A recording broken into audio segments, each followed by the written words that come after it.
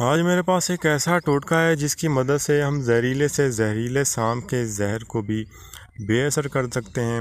یہ چیز تھوڑی سی اگر کسی انسان کو سانپ نے کاٹ لیا ہے اور مرنے سے تھوڑی دیر پہلے کھلا دی جائے تو یقینی طور پر اس کو سانپ کے زہر سے بچایا جا سکتا ہے، مطلب کہ زہر سے اس کی موت نہیں ہوگی، بشرط یہ کہ اللہ تعالیٰ کی طرف سے اس کی موت لکھی نہ گئی ہو۔ باقی یہ ہے کہ ایک دوا کے طور پر اس سے یہ زہر کو بے اثر کر دیتا ہے۔ جسم میں سانپ کے زہر کو یہ اس طرح چھانٹ دیتا ہے جس طرح دودھ میں جس طرح دودھ کا دہی بن جاتا ہے، دودھ پھٹ جاتا ہے اور دہی بن جاتا ہے، اسی طرح یہ جسم میں جو خون ہوتا ہے اس میں زہر کو پھاڑ کر الگ کر دیتی ہے۔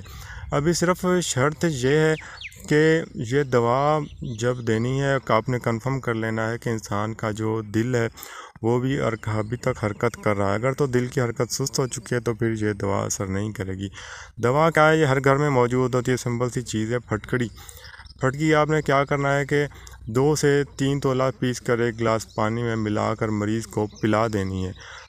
سانپ کے ڈستے ہی اگر آپ پلا دیتے ہیں تو یقینی طور پر سانپ کا زہر بے اثر ہو جائے گا، اور دیکھیں گے کہ اللہ تعالیٰ کی قدرت دیکھیں گے کہ اس مریض کو فوراً شفا مل جائے گی۔